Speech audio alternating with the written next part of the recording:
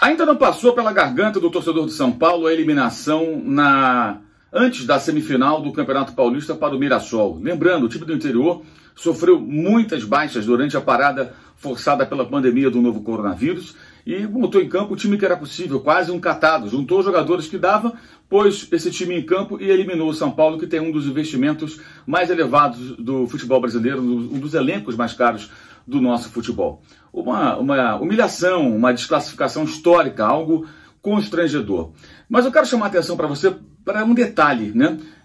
A semelhança que existe entre o tratamento que a atual diretoria de São Paulo dá a esse tipo de derrota com o tratamento que a antiga direção do Flamengo dava a esse tipo de derrota. Exatamente. Em 2017, você vai rever Eduardo Bandeira de Mello, então presidente do Flamengo, como reagiu à vexatória eliminação na fase de grupos da Libertadores, num grupo que tinha Flamengo, São Lourenço, Atlético Paranaense e Universidade Católica do Chile. O time carioca perdeu todos os jogos fora de casa e foi despachado da competição mais importante naquela temporada por um gol no último lance da partida na Argentina contra o São Lourenço. E Eduardo Bandeira de Mello, dando entrevista aos repórteres depois daquela derrota em Buenos Aires, disse algo como: o trabalho continua, né? Sem maiores consequências, sem uma reflexão, sem uma discussão interna para saber por que o time fracassou. E depois, na sequência, depois do Bandeira de Mello, você vai ver a entrevista dessa semana, depois da derrota para o Mirassol, concedida pelo gerente executivo de futebol do São Paulo, Alexandre Pássaro. Veja que, na essência, elas são muito parecidas. O tratamento dado à derrota, ele se assemelha demais daquele Flamengo e o São Paulo de hoje. Confira.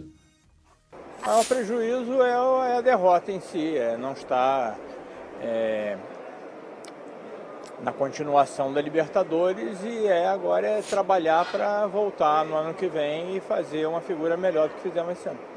Já respondi a pergunta, né? Se alguém está pensando em caça às bruxas, pode tirar o cavalo da chuva. Se alguém está comemorando a nossa derrota, parabéns para quem está comemorando, mas a gente vai continuar o trabalho e vai melhorar. Pelos mesmos motivos que o trabalho era bom e deveria seguir há 6 dias antes do jogo contra o Red Bull. O trabalho do Fernando Diniz ele continuou muito bom e o trabalho que a gente fala é o que a gente acompanha o dia a dia, resultado é uma outra coisa que a gente tem que buscar melhorar. Mas a gente perdeu dentro de campo, a gente não perdeu na área técnica, a gente não perdeu nos treinos, a gente não perdeu na condição física, a gente não perdeu na estratégia desde que a gente voltou de pandemia. A gente perdeu dentro de campo, a partir do momento que o juiz apitou o início do jogo, a gente perdeu ali naqueles 90 minutos. Uma decisão diferente ou outra do Diniz poderia ter ajudado um pouco mais ou um pouco menos, mas faltou outras coisas que vêm de dentro de campo para que a gente pudesse ganhar esse jogo do Mirassol que a gente tinha que ganhar. Você viu aí, né, como o Bandeira de Mello minimizou, se preocupou em atacar adversários políticos, uma maneira até de você desviar o assunto, talvez, né? E como o Alexandre Pássaro diz que é super contraditório. O trabalho é bom, o resultado é outra coisa, mas peraí, você trabalha para ter resultado. Se você não tem resultado, alguma coisa está errada.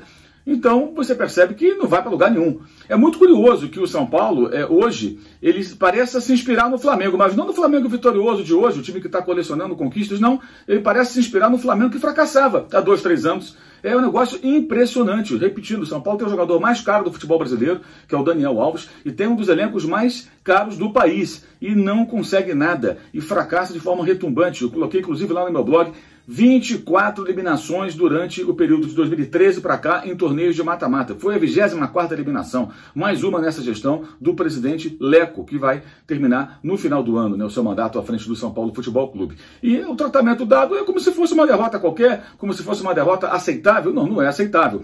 Então tem que mandar embora todo mundo, o Diniz não serve. Não estou dizendo isso, você pode até apontar: Mauro, você muitas vezes defendeu o Diniz, elogiou sim, pelo fato de ser um técnico que não rejeita a bola, que tenta fazer um futebol jogado, mas é evidente que o seu trabalho tem tido problemas. O fato de ele ter a melhor das intenções, e isso merecer elogios da minha parte e de tantos outros, não significa que ele fique isento a críticas. Ele tem que ser criticado quando as coisas não vão bem. E os problemas do São Paulo são muito parecidos com aqueles que o Fluminense tinha quando o Diniz dirigia a equipe tricolor do Rio de Janeiro. Ou seja, muita posse de bola, muito volume de jogo, criando situações, mas não tão claras. Então você finaliza muito, mas não finaliza nas melhores condições, então não transforma esse volume em gols.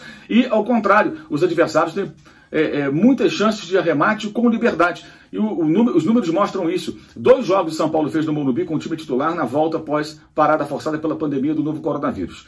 Um contra o Red Bull Bragantino, perdeu 3-2. O Red Bull chutou 3 vezes a bola na direção da meta São Paulina. E agora, no jogo contra o Mirassol, né, outra vez o time titular, outra vez perdendo por 3-2, e foram 4 finalizações na direção do gol e 3 foram parar nas redes do goleiro Thiago Volpi. Ou seja, os jogadores finalizam com liberdade. O índice de aproveitamento dos adversários do São Paulo é altíssimo, é de quase 100%. E o São Paulo cria, chuta e não acontece rigorosamente nada, ou seja, o time não aproveita o volume criado. Então existem problemas defensivos, o time não consegue se reorganizar rapidamente, não consegue, quando perde a bola no campo de defesa, quando sofre um contragolpe, não consegue se reestruturar em sua defesa para fechar os caminhos do adversário a tempo, e quando cria na área adversária, quando está no ataque, ele não cria as melhores condições para o arremate, acaba tendo números expressivos de finalizações, mas sem resultados efetivos. Então, isso merece o quê? A demissão do técnico? Não estou dizendo que tem que demitir técnico nenhum, isso é uma decisão dos dirigentes. Estou dizendo que você tem que discutir isso. Isso o gerente de futebol, o outro dirigente acima dele, que é o Raí, eles têm que discutir isso com a comissão técnica, com os atletas, e tem que...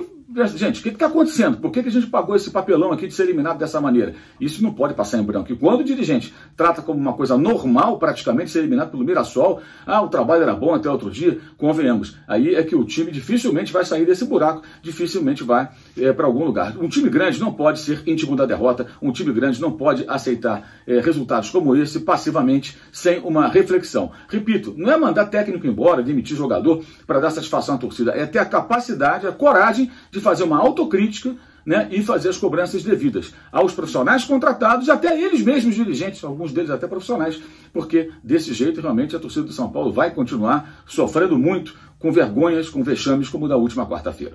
É isso aí, saudações.